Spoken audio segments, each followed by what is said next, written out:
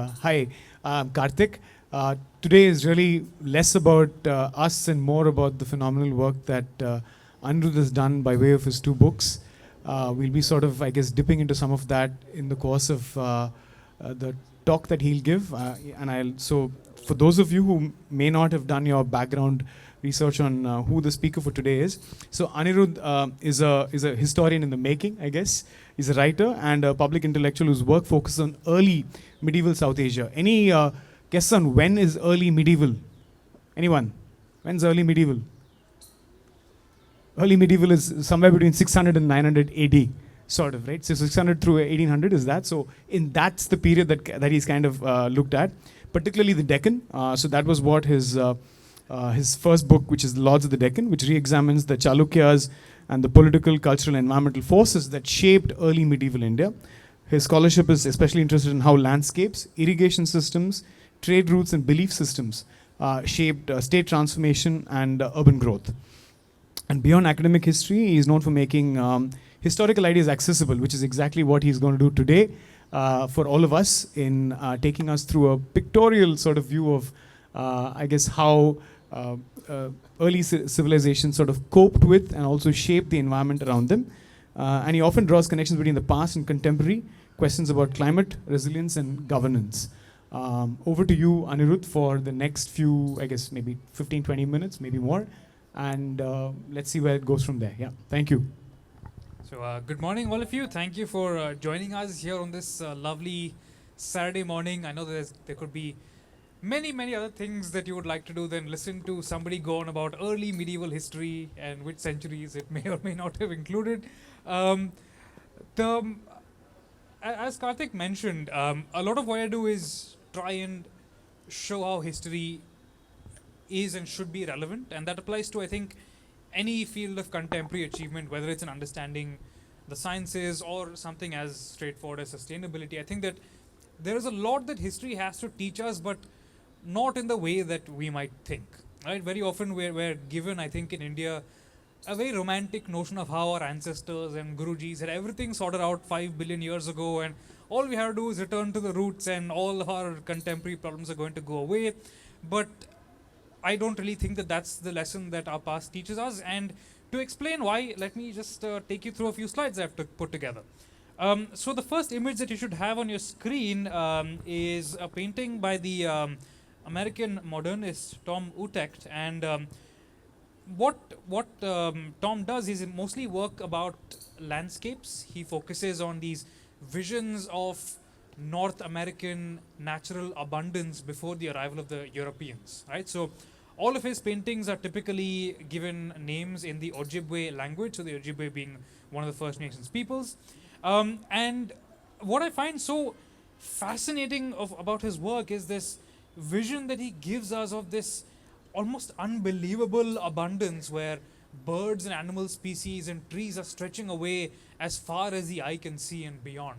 And I find this vision of abundance so fascinating, especially in a time when I think that in India, and especially in urban India, we've grown profoundly disconnected from our environment. I don't think that I could name to you more than 5 species that are probably pretty commonplace around Delhi, and I'm sure that applies to a lot of us as well. There's this growing sense of alienation, I think, from the living world that wasn't necessarily the case in India before, say, the 1900s. Now, let me demonstrate that to you through one of the most famous murals at the Ajanta caves. So, how many of you guys have been to Ajanta? Yeah, a few. For those of you who haven't, whenever you get a little bit of a vacation, I highly recommend it. One of the great sites of art history and of Indian art history, especially if you ask me. But what you'll see in this ceiling painting is once again a vision of natural abundance, but simultaneously one that is organized in a particular grid, in a particular aestheticized approach, right? So here I think this painting really embodies to me the two contradictory impulses of the ancient Indian attitude towards nature. On the one hand, there's this ever-present wonder almost at the beauty of nature. So when people are talking about how handsome a king is, they might say, oh, his face is like a lotus and his bottom is like a moon or something like that. You know, um, the entire vocabulary that they're drawing upon for metaphors and similes of beauty draws entirely from the natural world. Yet, when depicted in art, the natural world must always be forced into very particular aesthetic and stylistic constraints. It can't exist as it is. There is always a organizing human hand behind it. And yeah, if you guys have questions or if it's not visible at any point, just feel free to like jump in and we'll try and get that fixed. Right? This is another painting from Ajanta, and it depicts one of the many moving Jataka tales. It's a story of one of the Buddha's earlier births, where he was a white elephant with really beautiful tusks. And the story goes that a queen of a neighboring kingdom wanted the tusks really badly, and a hunter went to track down this elephant and kill him so he could take the tusks. But the story goes that the elephant realizes the hunter is so poor that he voluntarily snaps his tusks off himself and gives them to the hunter. The hunter then goes back to the queen. He's deeply moved by all of this.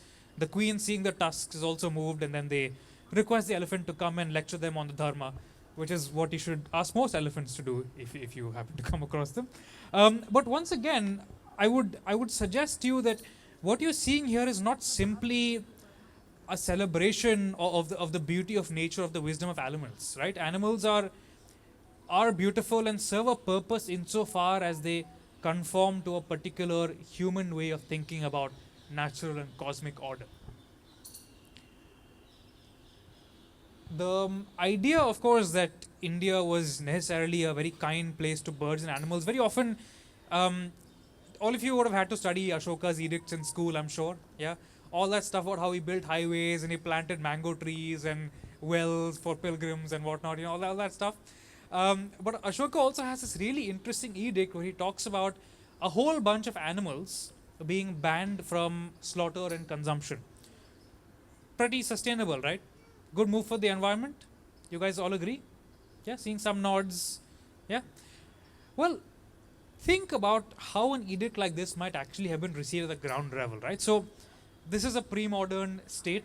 If the king wants something to be done, he can't send an email to the local bureaucrat and expect it to be acted upon immediately. He'll send a messenger. The messenger will take weeks and weeks to get somewhere. Then the local official gets to decide whether he's actually going to obey the king's edict or wait until he's found out. He's going to see if he can do a little bit of bribery, corruption, exploit the locals a little bit. That's how things would actually have worked. That's how things, unfortunately, still work to an extent in India. Now, an edict like this that talks about, for example, people not being allowed to slaughter geese, people not being allowed to hunt rhinos, and more importantly, there's a really interesting paragraph where he says that fish are inviolable and must not be sold on such and such holy days, right? All very well for Ashoka to be saying this sitting in Patna, right? Like he's got like all the abundance of the world like served to him on platters. But for a local community of fishermen that depends on literally selling fish day by day to survive, I have a hard time convincing myself this is necessarily a sustainable decision. And how would a ruler like Ashoka have had any sort of consultative process, right? So when we are thinking about these impulses towards caring for the environment in ancient India, we have to remember that these are still unequal societies. These are still hierarchical societies, and these are not societies that are particularly interested in the welfare of the average cultivator, the average hunter-gatherer. And it's kind of paradoxical to me today, Karthik and I were just talking about this before the session, is that in India today we have managed to create a system that's ostensibly open to consultation, that ostensibly includes local communities, and yet is even less theoretically friendly to the environment than Mr. Ashoka was 2300 years ago. Now, to return to the broader theme of really environmental change. Now, I want to talk a little bit about the Gupta Empire. I'm sure most of us, once again, have heard of it.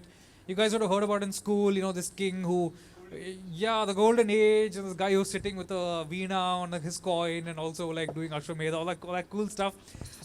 But what's really interesting about the Guptas is that if you look at the archaeology, if you can see that there's a very clear expanding urban footprint, right? So there's more people building more temples. There's a lot of land grants that are made, especially to Buddhist monasteries, to Brahmin communities, and they're very often in what we would call ecologically sensitive, like frontier zones. They're being asked to expand cultivation, and you can actually see in this map, if you look all the way to the east, there's a little portion called Samatata, which is roughly present day West Bengal and Bangladesh.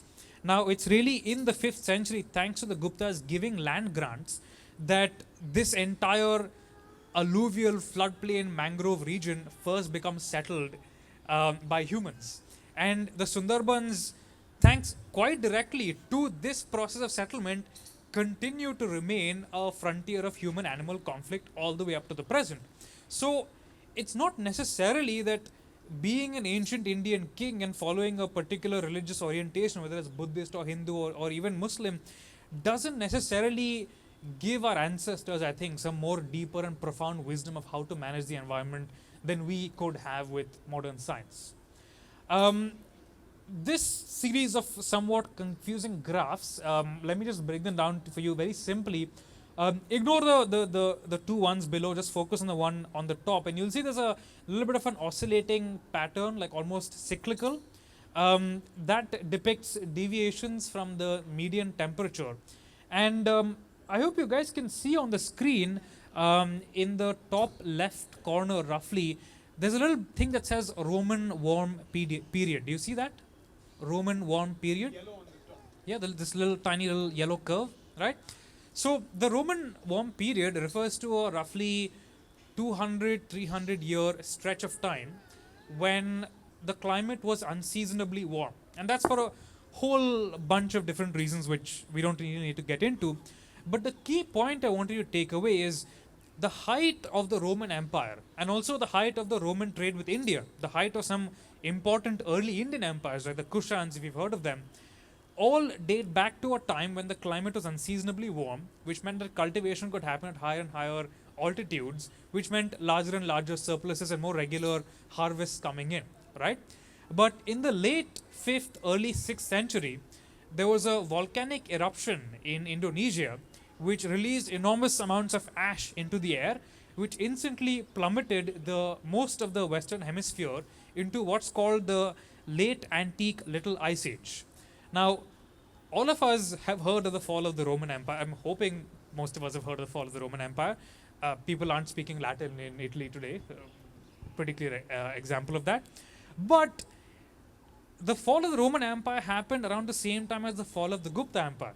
Both of these happened in the late 5th century.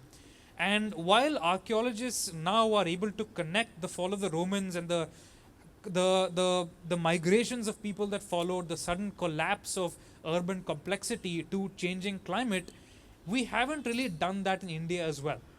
Partly because we haven't done the archaeology, partly because there isn't enough funding for climate scientists. But also, I think because we have this very strange idea in India that the rise and fall of empires is because of invading forces, or because the kings were not following virtue and so on and so forth. But the fact is that the rise and fall of empires is a complex process, and the rise and fall of civilizations, the collapse of urban complexity, has a lot more to do with systems and cyclical processes than it has to do with any particular ideology or population movement, right? That's an idea I really want to leave you guys with. And so much for the golden age. You can see here what I've got for you are 2 coins and a silver plate. So the image on your left is a coin of the Gupta Emperor Kumaragupta. We can see he's riding on a horse and he's slaughtering a rhino. Not sure what the rhino did to him except just exist, I suppose. You can see the image in the middle is of a Persian king. I think it's Khusrau II. And you can see once again he's seated on a horse and he is attacking, in this case, what appears to be a tiger or a lion. But look at the way that he's seated on the horse. The horse is facing the right, just as it is in the Gupta coin. The king's arm that's closer to the viewer is also extended with a sword.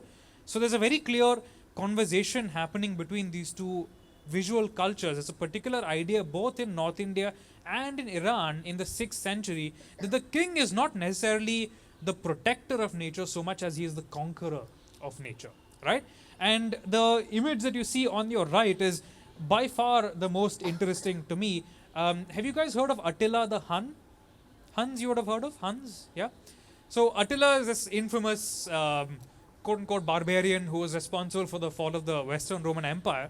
But there was also an eastern branch of the Huns, in fact an Indian branch of Huns, which included chaps with wacky names like Mihiracula and Toramana, who had some pretty weird practices. Like, when these guys were very young, they would bind their heads to give their heads a more kind of oval shape, which was, I don't know why they thought that was a aesthetic or pretty thing, but interesting enough, not the only culture that's done that. It's called head binding, quite commonplace.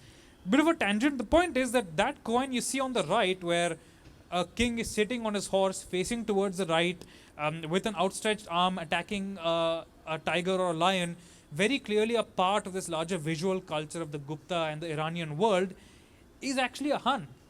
His name is Toramana, but on the other side of the coin is an inscription that says his name is Prakash Aditya. So he's adopting like Indian royal titles, but also Indian conceptions of what a king should be doing to and around and with nature.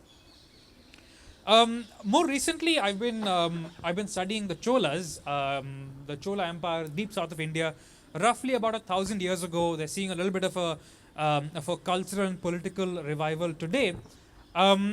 This is a map of the Chola kingdom at its very inception. So this is roughly in the late 9th, early 10th century.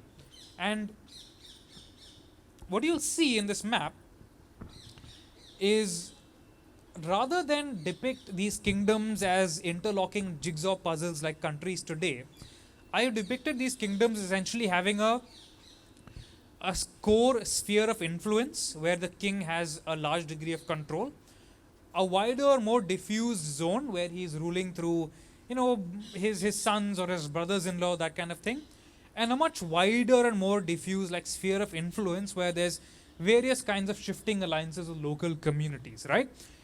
When we think about the way that the environment was managed in pre-modern India, we have to remember that it's in these kind of diffuse political situations.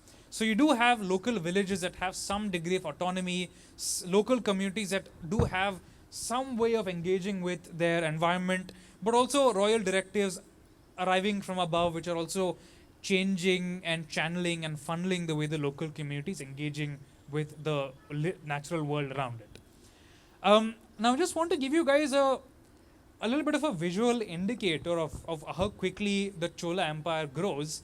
And I want you to think a little bit of how the environmental footprint might have changed, okay? So we see two temples here on your screen.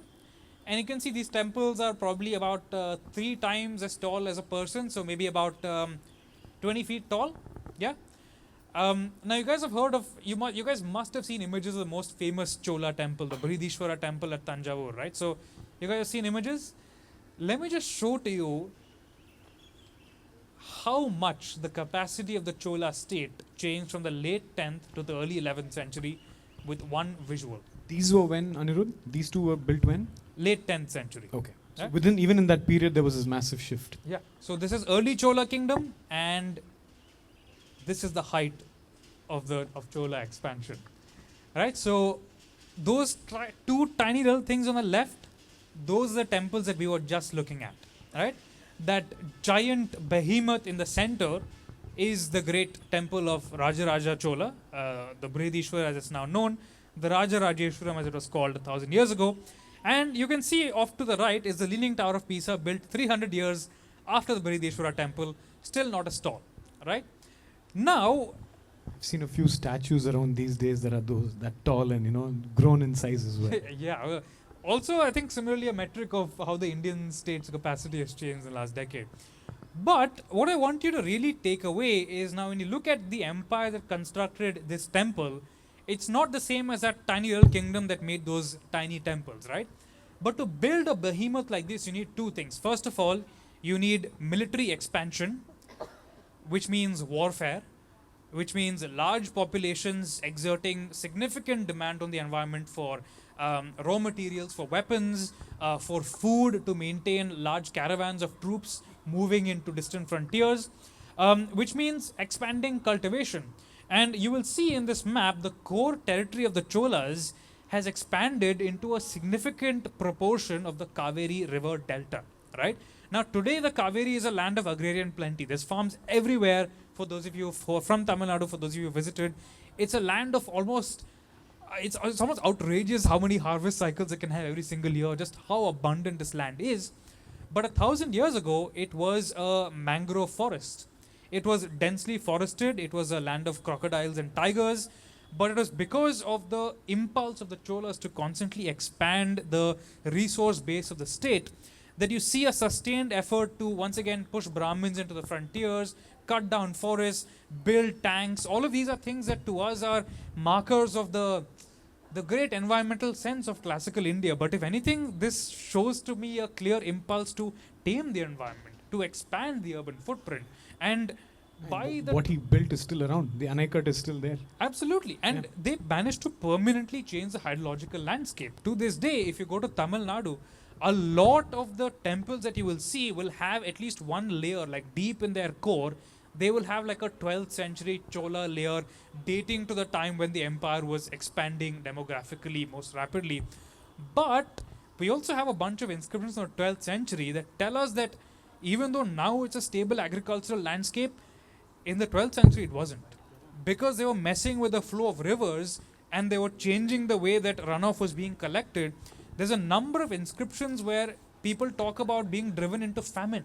They talk about harvest failing and they petition the court to give them relief from taxes, which the court refused to do.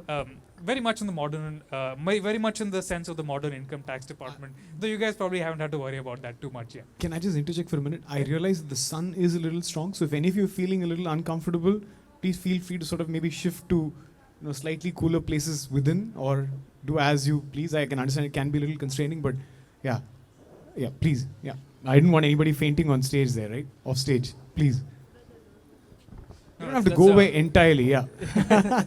That's a good idea, Karthik. So look, I could just go on this theme for a while, honestly, but let's pause for a bit and see if you guys have questions and if you have questions. Yeah. So we have some water also that's actually available in case any of you is thirsty and is already feeling dehydrated.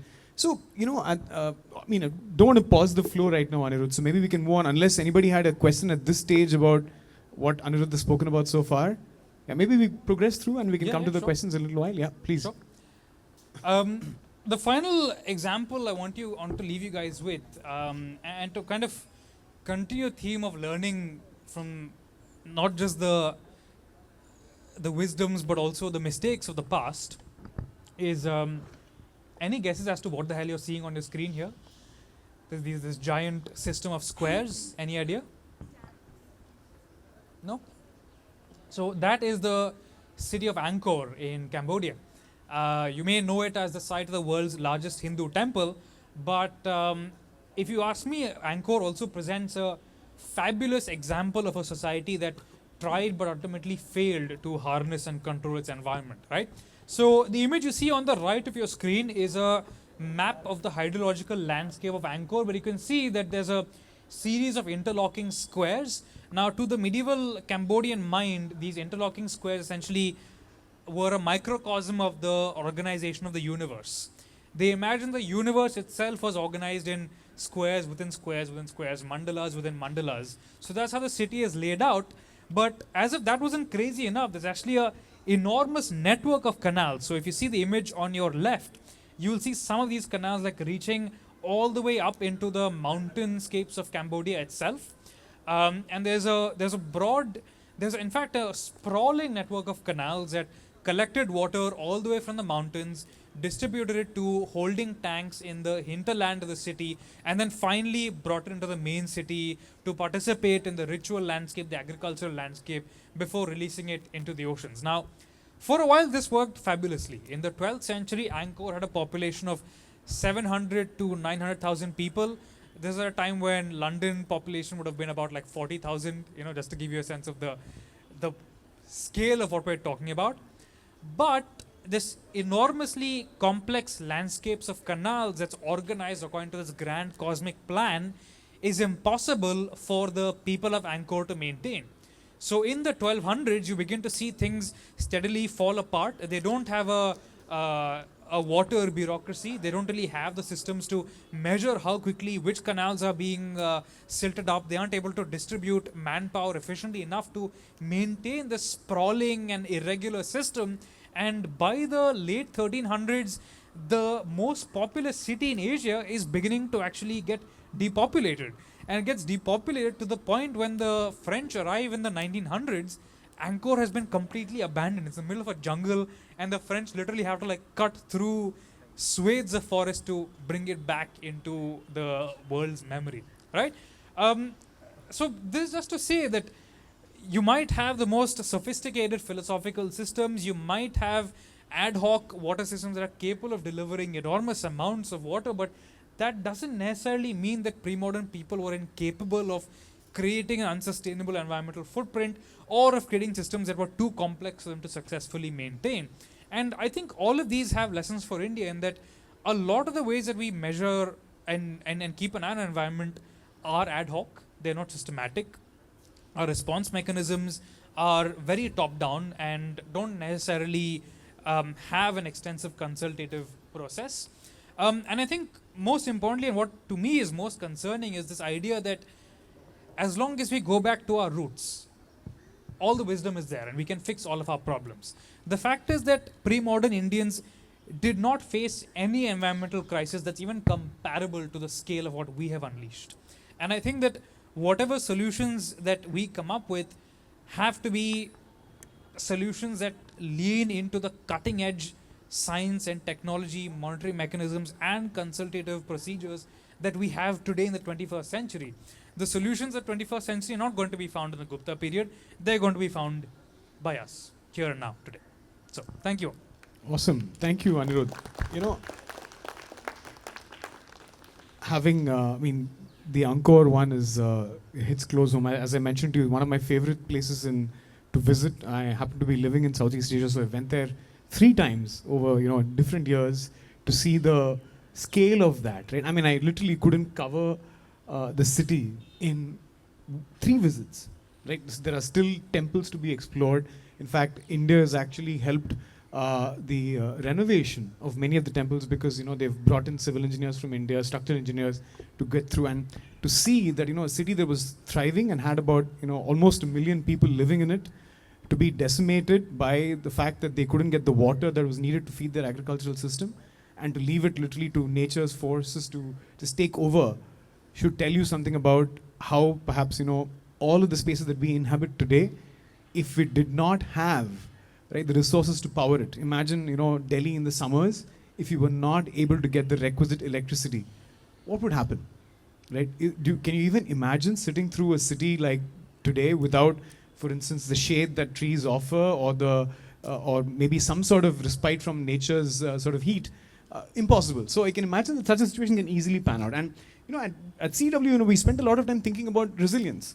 Water systems and climate risk. That's really, going back to what CEEW does.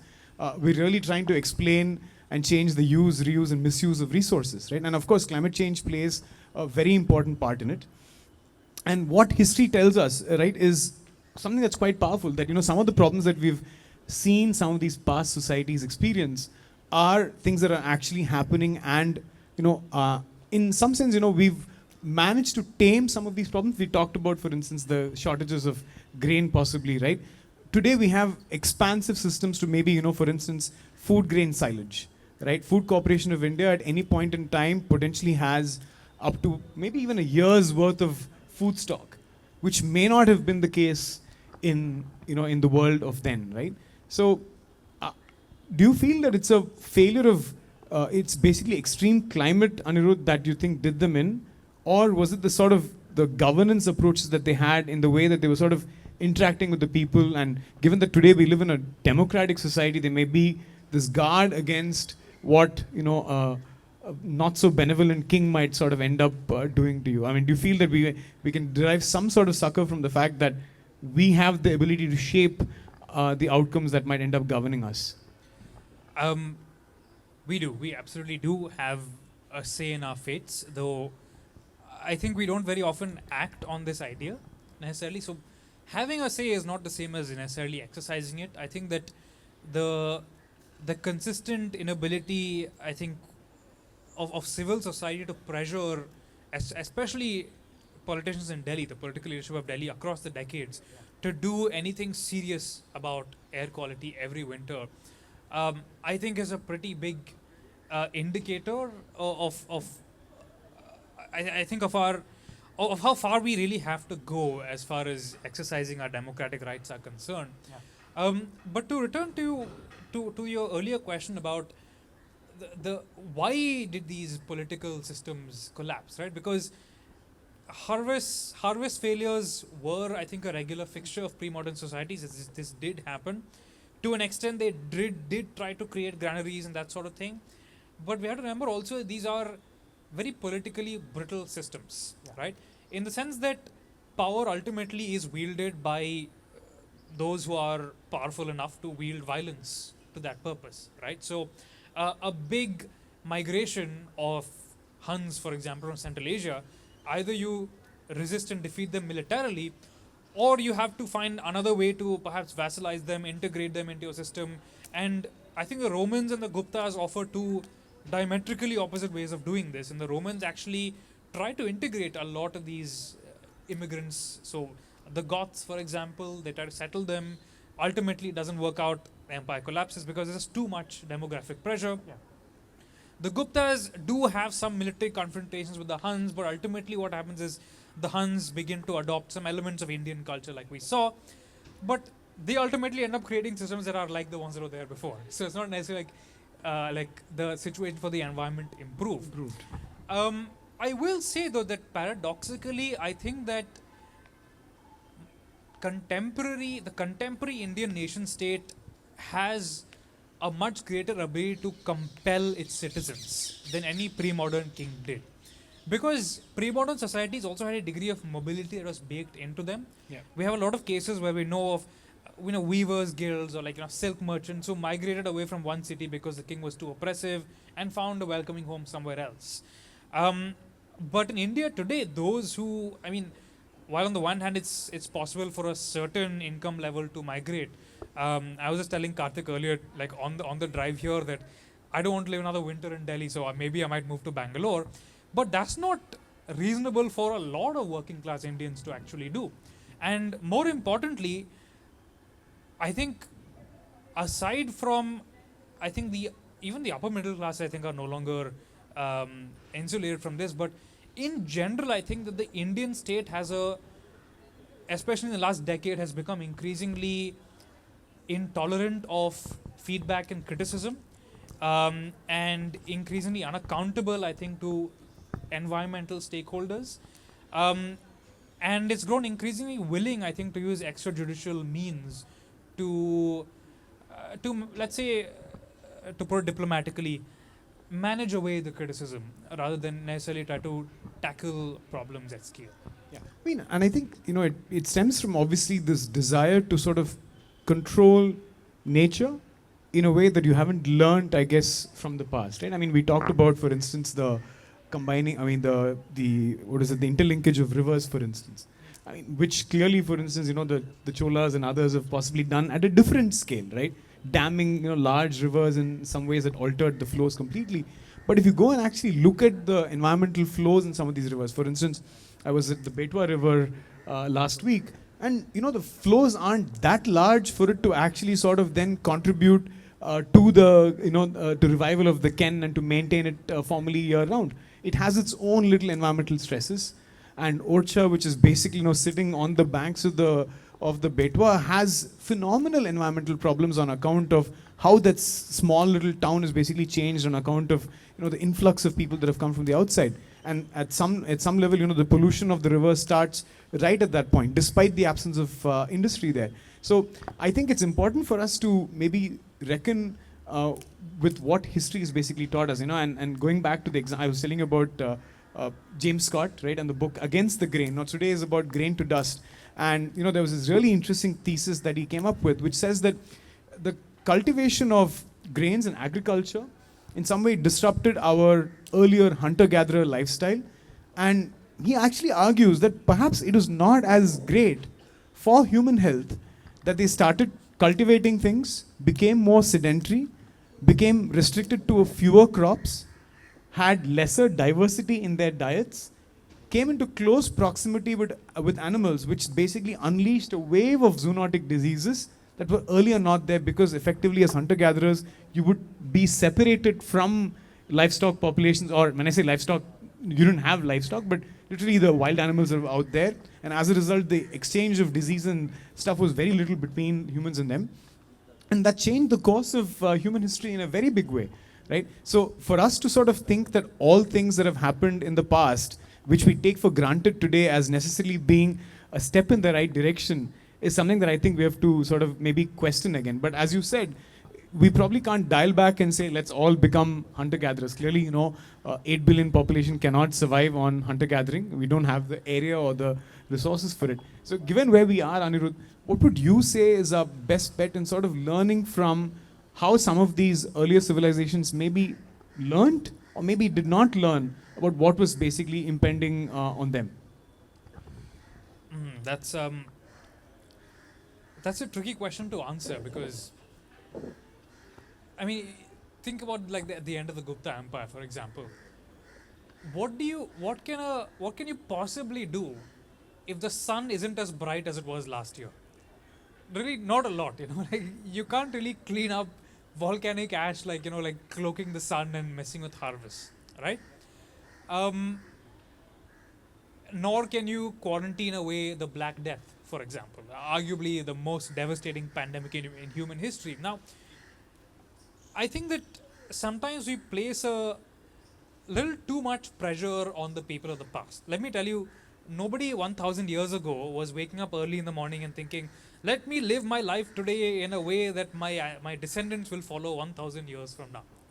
They were not living their lives to provide us with some kind of moral lesson. They were living their lives and dealing with the problems of their time, and that's pretty much what we have to do as well. What I will say, and I think what is important to point out just clearly, so it's there, is this idea that just because our ancestors worshipped something, they had a profound wisdom and they were not interested in exploiting their environment. Therefore, if we go back to worshipping something, we are returning to their footsteps, and therefore we are not damaging our environment. I'm pretty sure that if you bring millions upon millions of people to the banks of a river which you've concretized, and you're unleashing enormous amounts of organic material, whether it's refuse, whether it's milk, flowers, whatever it is, you are going to have an impact on the environment no matter how resilient that system already is, right? So I think that learning from our ancestors, doing homage to the environment and so on and so forth, also requires us accepting a certain degree of restraint and responsibility, which I think is really quite lacking from the political discourse around environmental change today. I am not sure that planting thousands of trees and doing a puja makes up for black buck habitats being irretrievably lost, for example. I don't think that greening the Thar makes up for important urban lungs being given away to private developers, for example. So I think it's very important for, civil society to be able to keep an eye on that bait and switch, because I mean, it's a how do I put this? It's a convenient fiction. It's a convenient, comforting fiction. But while I don't want to be a doomsayer, I also don't want the people of 1,000 years later to look back at sediment cores from the 21st century, say, hey, in Delhi, here's this huge layer of particulate matter and plaster we're finding. Why did the society not pull itself back from the brink? Like, I can understand why Angkor couldn't fix its water system 1,000 years ago, but there's really no technological or scientific excuse for why we are not more considerate to our environment.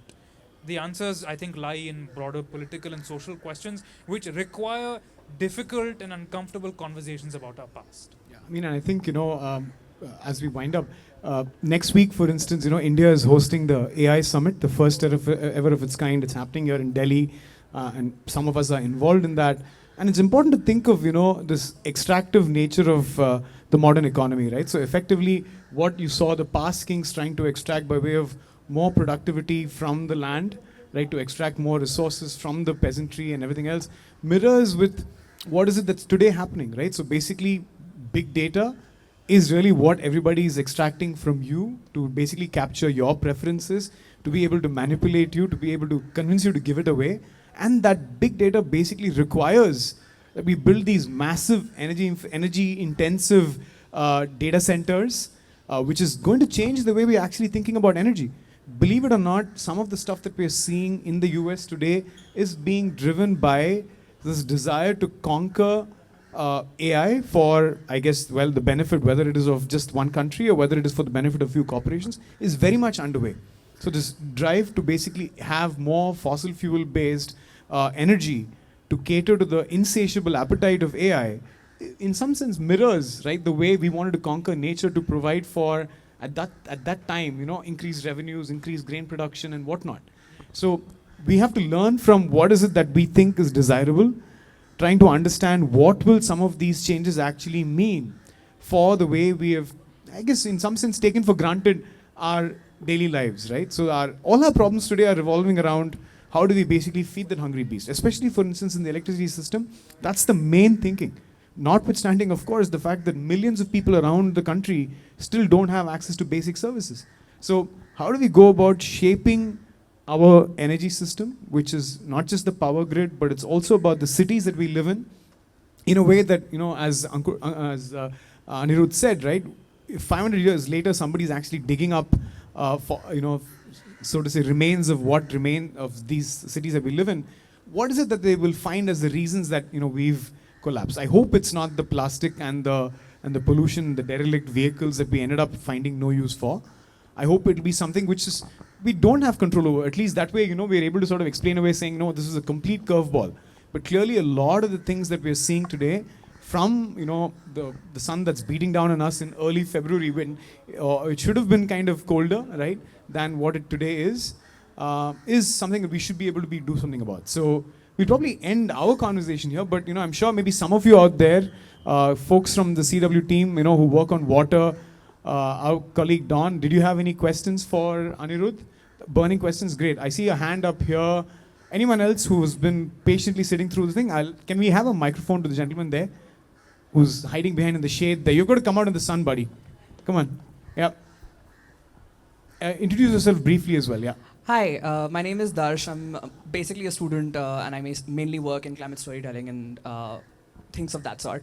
I wanted to ask specifically about the resource part of it, and we talk a lot about resources in terms of climate change, but I did want to ask, a lot of modern conflicts, most recently Venezuela, is based on resource extraction. Of course, we have examples in the world, but do we have examples in Indian history, specifically the portion of history that you particularly focus on with the Deccan and the Deccan medieval, where resource conflict was a major reason for mass conflict, and what can that serve as a lesson as we get into worse resource problems, and how could that manifest in not just climate change but actual human conflict at large scale? Great question. There absolutely are plenty of examples of people going to war over resources. From the Deccan, of course, you have a pretty spectacular example in the Vijayanagara Empire. So Hampi, if you guys have heard of, if you guys have visited. So the Vijayanagara Empire ruled much of southern India from the 14th to the 16th century or so. And their longest running conflict was with the Bahmani Sultanate and its successors in the northern Deccan. And they fought incessantly over a particular strip of land called the Raichur Doab. So the Doab being the region between the Krishna and the Tungabhadra rivers, right? So a fertile, urban, also a textile manufacturing center, extremely important to both polities and constantly a zone of conflict between them. Interesting enough, even before them, the Cholas and the later Chalukyas are also fighting over the same strip of land, though at that point it was probably more because of its strategic position than necessarily its agricultural productivity. I've also made the argument in my Chola book that the big reason for the Chola raid on Southeast Asia was probably a demand for camphor. which is an aromatic resin which grew in Sumatra at the time. And we have archaeological evidence of Tamil merchants settling in Sumatra at the same time that camphor is entering into Tamil temples in a big way in the medieval period. Now, camphor is something we all burn in our home altars every single day, but there was an extractive process required to obtain it about 1,000 years ago.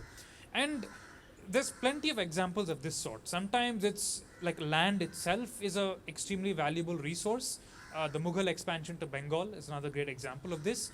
But very often expansion was also happening simply for liquid wealth. So Nadir Shah's infamous attack on Delhi in the 1700s, when he supposedly had a cannon attack the iron pillar at Mehrauli, was executed because he wanted money, not because he wanted to spread the light of Islam or whatever. In fact, it killed a whole lot of Delhi Muslims as well. A bit of a tragic story there. But resources have been a major driver of human conflict. And I think that to a certain extent, we do see it in India, not necessarily between humans, but between humans and animals at this point of time. As humans expand into frontier zones, ecologically sensitive areas, we're already seeing that happening. But if one to be, in fact, I think that Karthik might be able to answer what the future trajectory of this would be better. But yeah, Karthik, what do you think would happen once, let's say, water levels in rivers are no longer at the levels that they would need to be to sustain large cities? Do you think that climate migration within the subcontinent will become a major challenge for us? I think the solutions that our planners are envisioning for us is a very sort of technology-led supply-side solution, right? So clearly we are very different from our societies that we're discussing in the medieval areas, right? In terms of our ability to, some sense, tame the environment. So it's possible that, we could be envisioning a system where abundant clean energy could be used to sort of provide, water, for instance, from the air, because you could effectively extract water from the air. You could desalinate at will, given the technological development that's happening. And we could effectively get away from our dependence on a lot of the other resources that have given us water at will, right? Whether it's rivers, streams, springs, or even groundwater, which we're extracting, in abundance today. So in some sense, I think it is this constant wave of, I have a system that's currently endowing me with a lot.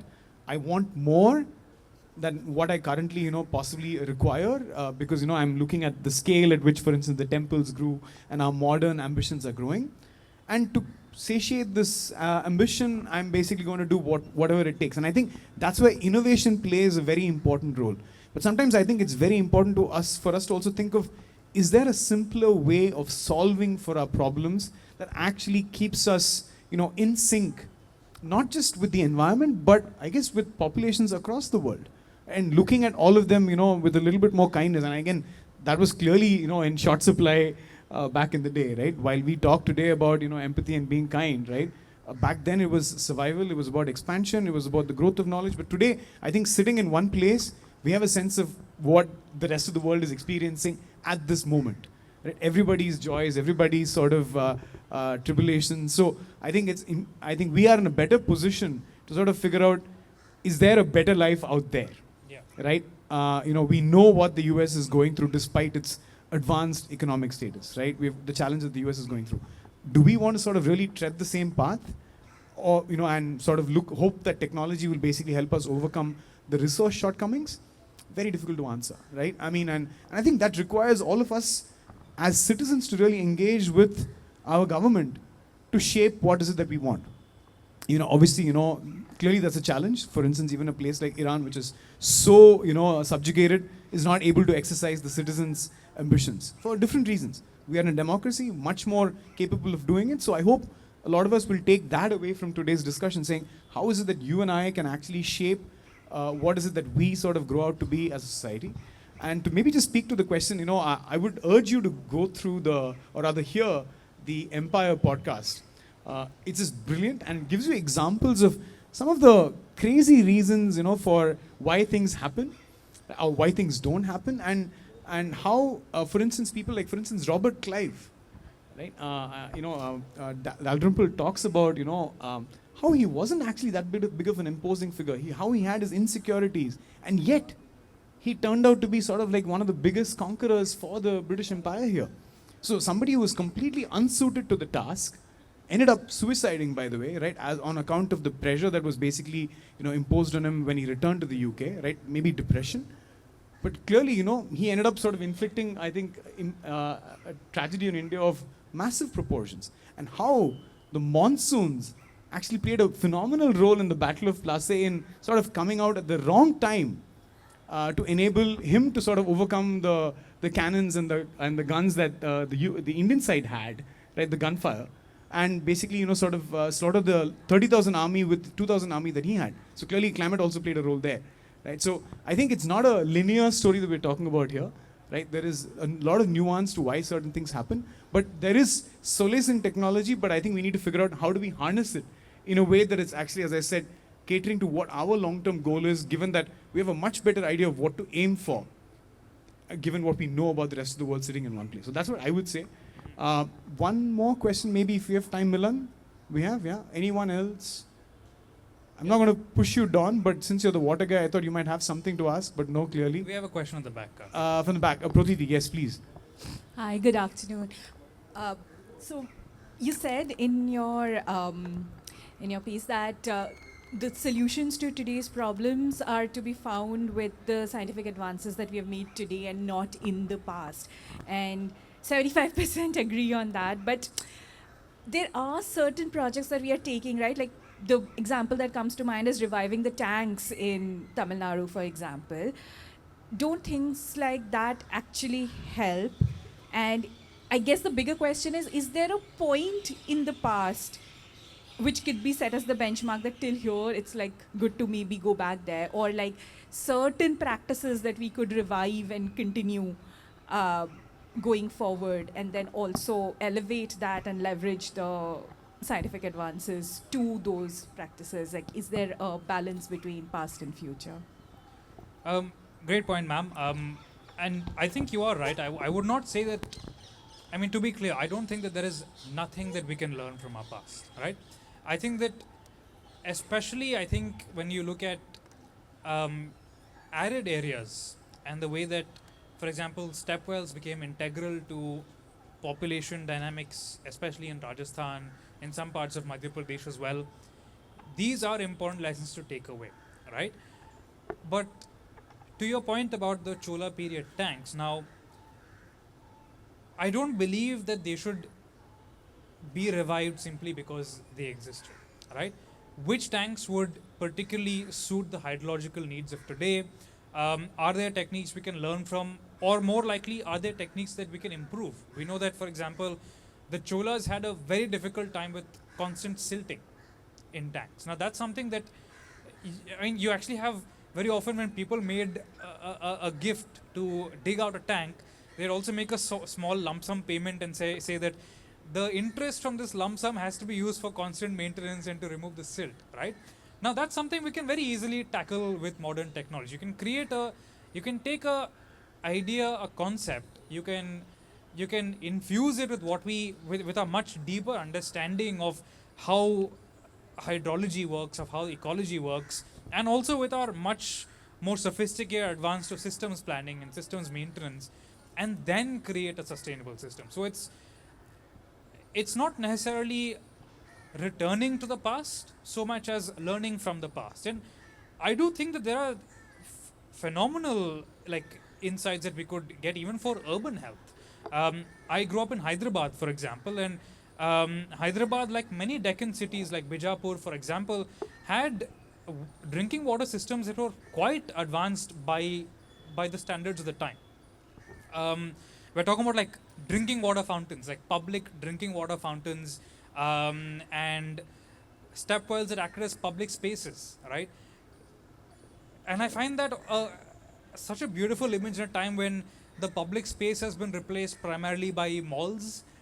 Step wells have essentially disappeared from the urban landscape. So there are ways to go back to repurpose these structures. The broader point I was trying to make is about, I think, the attitude that seems to be gaining some momentum, that everything was perfect then and let's just go back to it and we'll fix everything now. You know, I think that asking about how would the Guptas manage climate change is akin to saying how would the Guptas manage plastic waste. Like to them, their world simply had no vocabulary for the scale or the kind of problems that we have, right? So it's a bit of an unfair expectation to put on the past as well. You know, like we made this mess, so let's clean it up, basically. Thank you. I guess if we took a poll of how many people would sort of, knowing what little you know about, for instance, the public fountains of Hyderabad or anywhere else, would you rather that, you had those facilities and that environment to engage with, or the modern city that you currently live in? I'm guessing half the people are probably, given of course the bias of knowing all the things that you do, will probably choose today. So do you also feel that the average person may be romanticizing because they don't know full well all the other challenges that accompanied, right? The surviving in that day, right? Which we, again, today for us, we take granted, right? Yeah. Whether it's, for instance, disease. I mean, disease, of course, has come down because we agrarian societies, but vaccines may not have existed, right? And your existence, after you were born, the survival rates would have been so low. So how do you sort of balance that, Anirudh? Yeah, I would probably have been exposed at birth because vision problems. I would have been a completely useless person if I was born even 100 years ago. But I don't think this is the fault of the average Indian. I think that there are clear and present and persistent problems with the way that information is disseminated.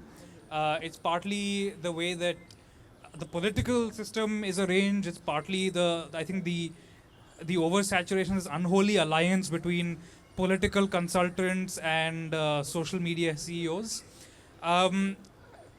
So I think that, and really, from the time of independence, I think we have been trained to be a little romantic about the past. The textbooks always give us this idea of, yes, great kings they planted mango trees, everything was perfect. But I think once the dots are joined, and now I've demonstrated to you, hopefully, that the past wasn't a utopia, I don't think you'd be able to go back to seeing it the same way, right?